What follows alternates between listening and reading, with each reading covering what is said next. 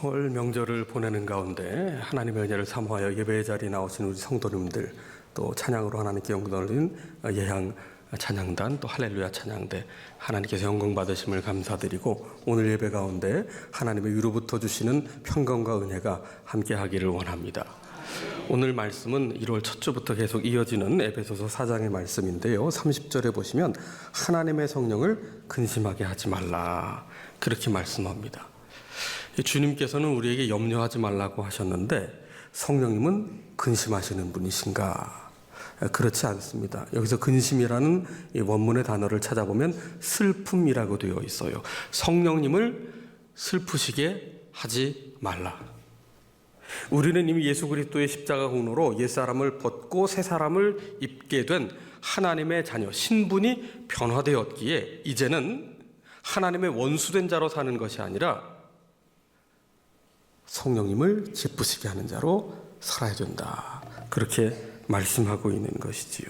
하나님의 자녀든 이 은혜를 우리가 선물로 받았음에도 여전히 옛사람으로 산다면 그것은 하나님의 성령님을 슬프시게 하는 길이다. 그래서 25절 이하에 보시면 새 사람을 입은 사람의 삶의 방식을 거짓을 버리고 참된 것을 말하는 것이고, 분을 내어도 죄를 짓지 말며 해가 지도록 분을 품지 말고 마귀에게 틈을 주지 말아야 한다.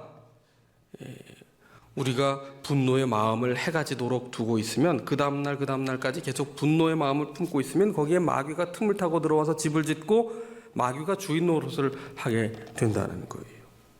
또 28절에 보시면은 우리가 땀 흘려 성실히 수고하는 일의 가치를 되새기며 무엇보다 생계를 위해서만 일하는 것으로 그치지 않고 가난한 자들을 구제할 수 있는 선한 일에 힘쓰는 마음가짐으로 일하라고 말씀합니다. 그리고 29절에 더러운 말은 입 밖에도 내지 말고 덕을 세우는 선한 말을 하되, 선한 말의 기준은 뭐라고 말합니까? 내가 옳은 말, 내가 바른 소리 하는데 선한 말의 기준이 있는 것이 아니고 내가 하는 말을 듣는 이들이 은혜가 되는가?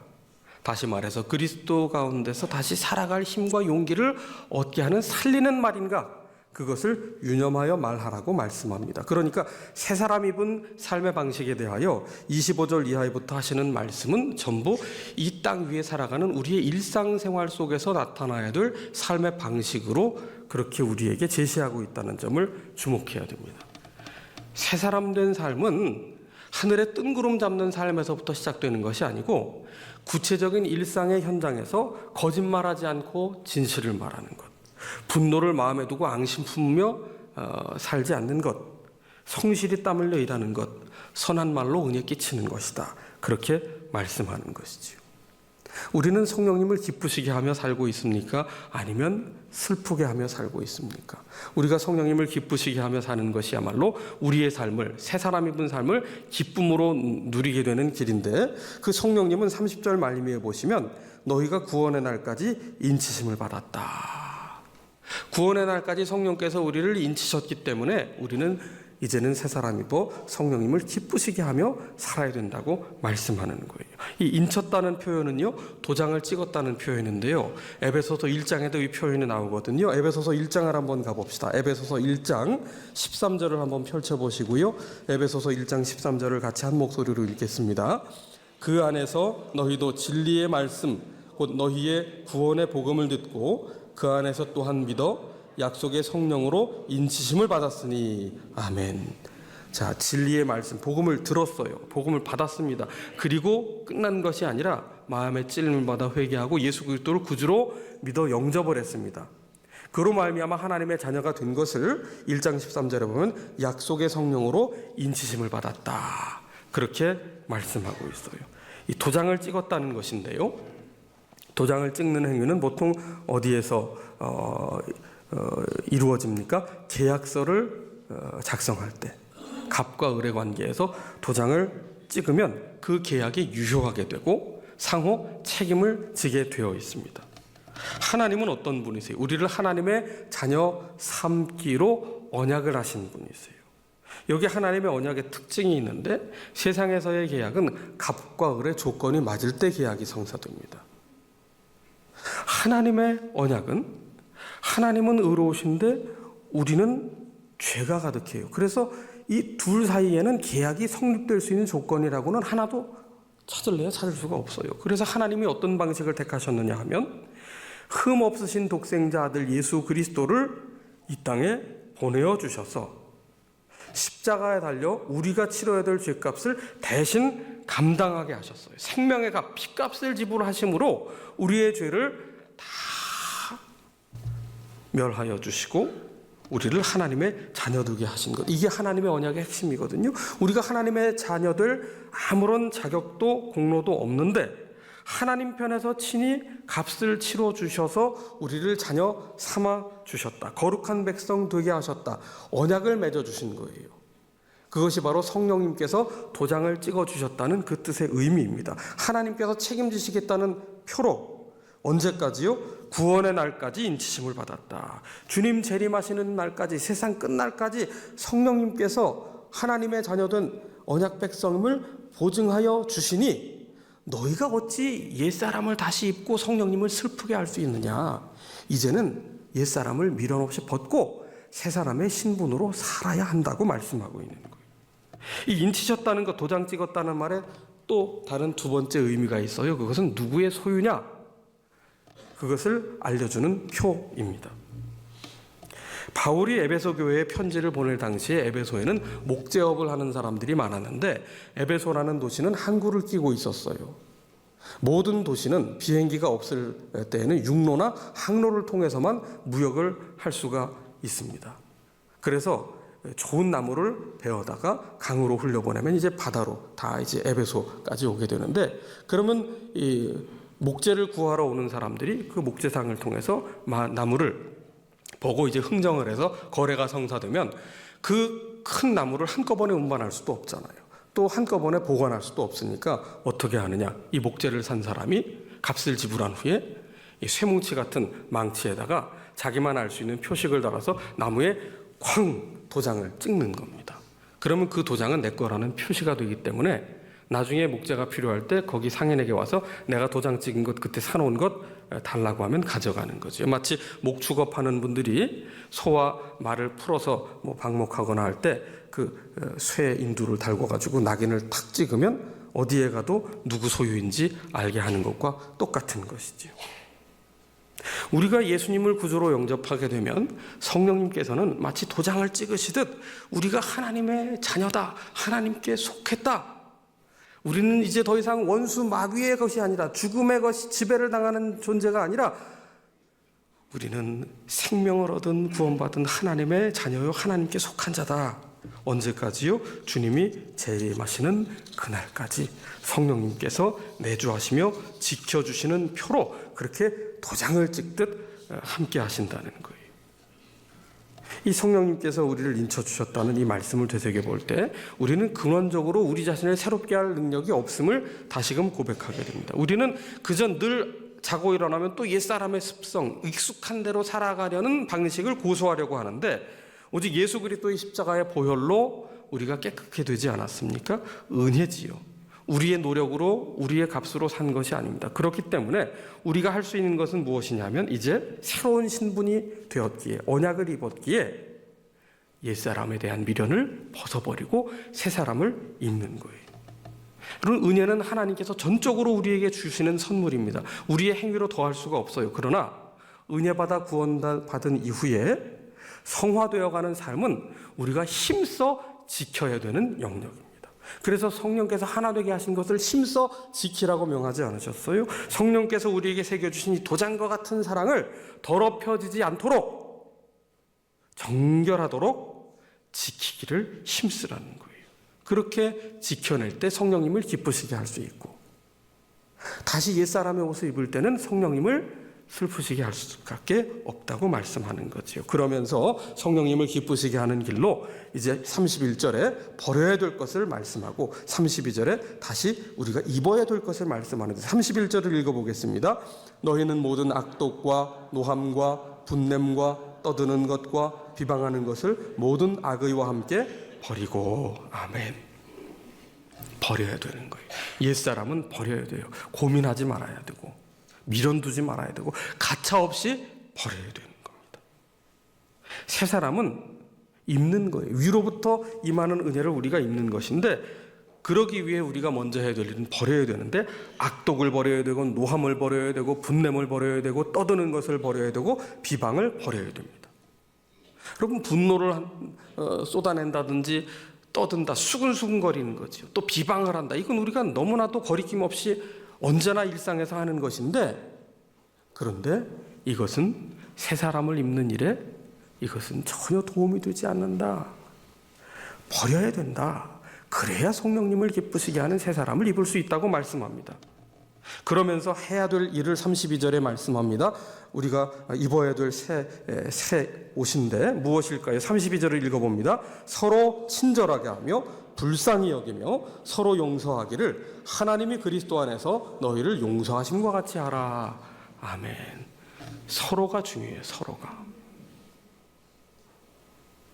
신앙생활이라는 것은 나 홀로 할 수 있는 게 아닙니다. 어떤 분들은 이 사람도 피하고 싶고 저 사람도 불편하고 이 사람은 또 나한테 상처를 준 것 같고, 그러니까 이도 저도 싫으니까 이제 아무에게도 상처받지 않으려고 내가 혼자 신앙생활해야 되겠다. 여러분, 혼자 신앙생활하는 것은 그 신앙의 정도를 전혀 측정할 수 있는 방법이 없어요. 더 문제는 혼자 신앙생활하는 사람들은 내가 상당히 고고하고 깨끗한 신앙인인 줄 착각하며 산다는 거예요. 신앙생활은 공동체를 통해 함께 할 때에만 점검이 될 수 있고 성숙을 꾀할 수가 있는데, 그래서 서로가 중요한 거예요. 서로 친절하게 하라. 저 사람 왜 나한테 친절하지 않지? 그게 아니라 나 또한 친절하게 대해야 된다는 거예요.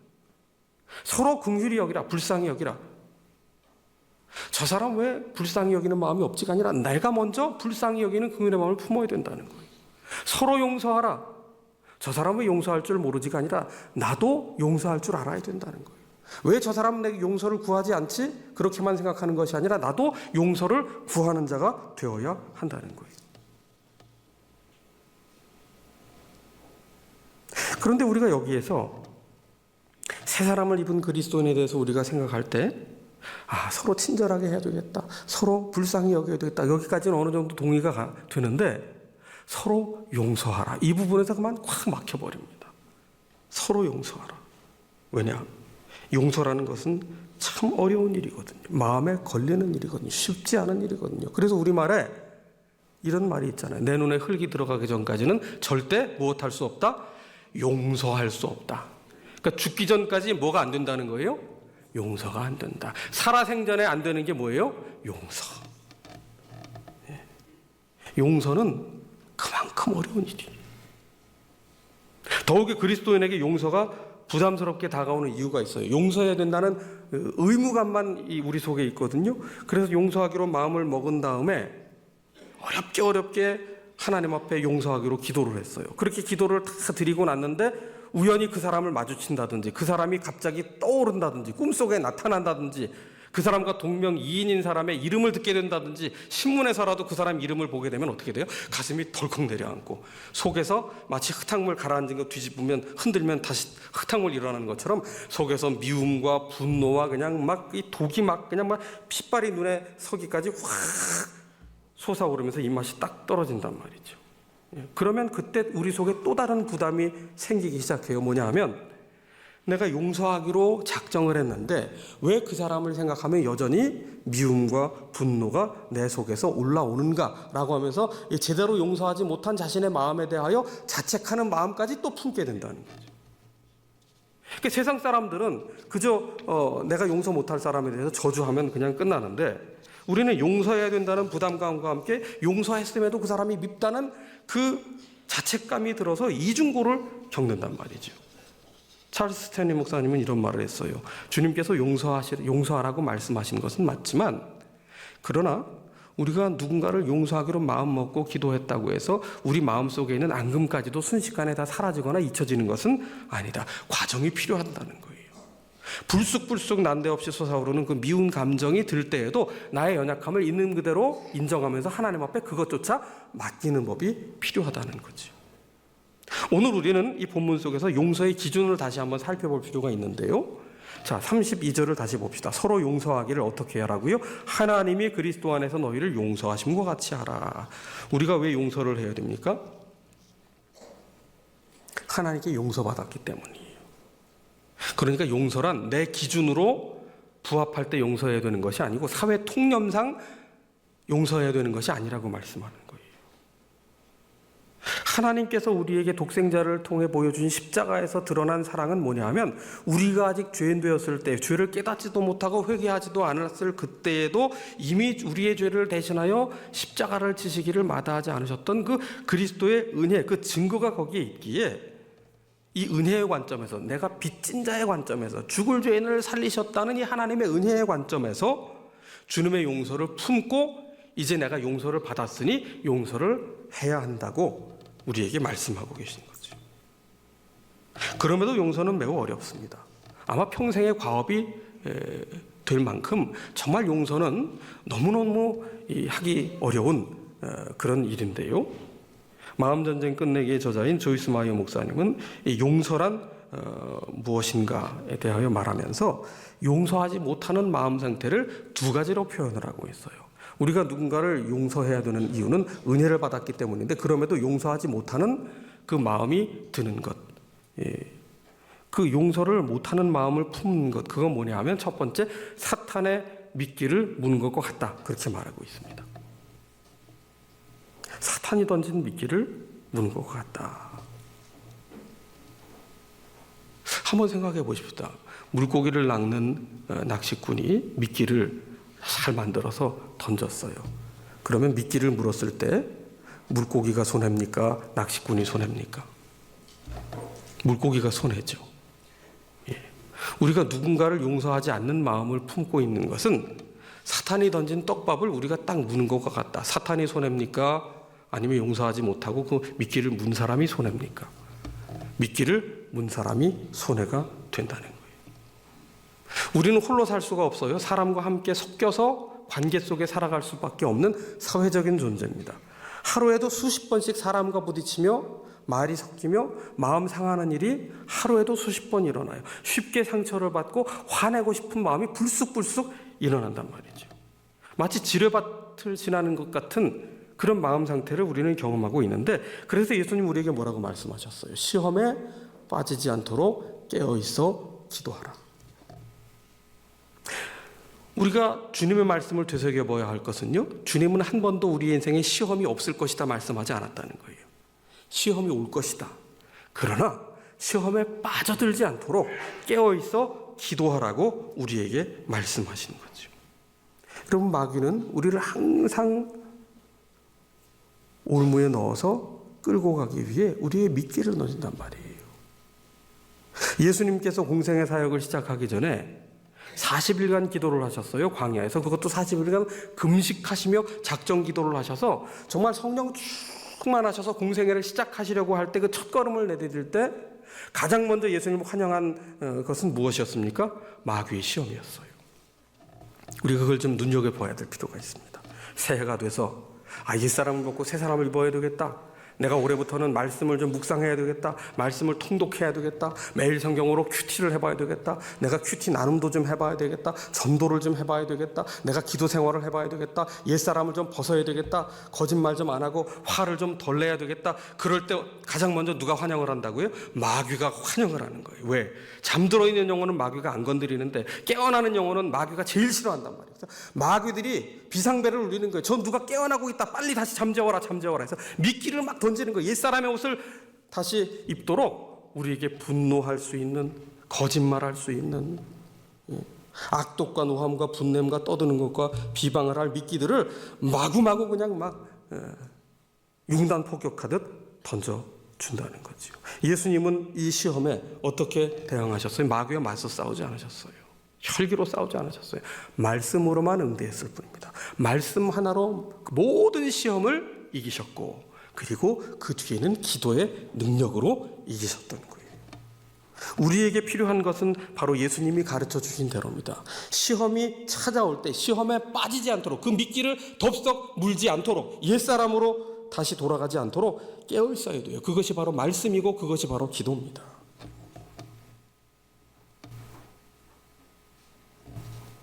그러기 위해서 우리는 동시에 감정에 휘둘리지 않는 법을 우리가 배워야 돼요. 살아간다는 것은 사람들과 부딪히며 살아가는 거잖아요. 그런데 이 세상 사람들이 다 내가 기대한 것처럼 다 친절하고 다 공손하고 다 상식적이고 다 겸손하고 나를 배려해 주느냐? 아니요. 세상은 악합니다. 죄악의 세상입니다. 이기적입니다. 계산적입니다. 그렇기 때문에 세상은 살벌해요. 그런데 매 순간 사람들의 말과 그 반응에 내가 감정이 요동친다면 어떻게 되겠어요? 내 마음이 상처를 받게 됩니다. 상처를 받으면 누가 괴로울까요? 상처를 준 사람이 괴로울까요? 상처를 받은 사람이 괴로울까요? 당연히 상처를 받은 사람이 괴로워요. 그래서 이걸 가지고 끙끙 앓다가 몇 년 지나가지고 그것 때문에 고민했는데 내가 기도하고 풀었다고 상처를 준 사람한테 얘기하면 그 사람이 뭐라고 얘기합니까? 나는 뒤끝 없어. 그럼 그때 상처를 더 받아요.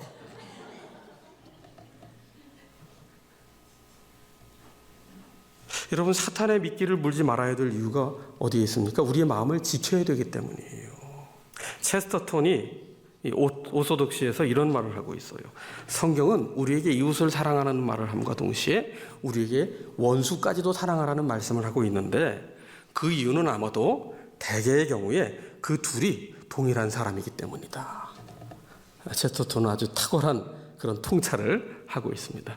이웃도 사랑해야 되고 원수도 사랑해야 되는데 그 둘이 다르지 않고 같은 인물일 경우가 상당히 많다는 거예요. 여러분 생각해 보세요. 내가 이를 갈게 하는, 내 마음을 아프게 하는, 잠 못 이루게 하는 원수가 저 지구 반대편에 내가 모르는 사람인 경우가 많을까요? 내가 아는 사람이 많을까요? 예. 이란에 누가, 이라크에 누가 내 원수가 될 일은 사실 거의 없어요. 예. 내 가족이 원수라 그렇게 말씀하셨잖아요. 사실은 내가 가장 사랑하고 가장 믿고 가장 아꼈던 관계에서 원수가 나오는 거예요. 부부일 수도 있고 부모 자녀일 수도 있고요. 일가 친척일 수도 있고요. 명절 끝나면 이혼율이 높아지는 이유가 뭐겠어요? 원수가 가까이 있기 때문이에요.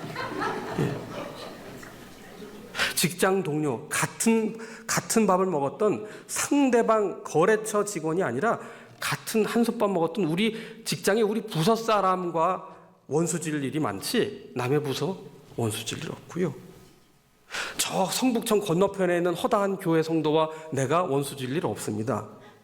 심지어 남선교회원과 여전도회원이 원수질 일도 없어요. 같은 남선교회원 안에서, 같은 여전도회원 안에서 원수질 일이, 같은 구역 안에서 원수질 일이 있는 거죠. 다 연약하기 때문이에요.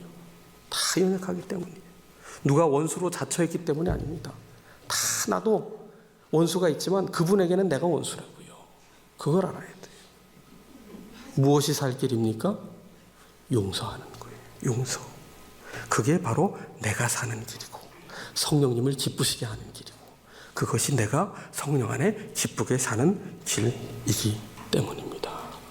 새 사람을 입어 성령님을 기쁘시게 하기 위하여 용서하며 살아가십시다.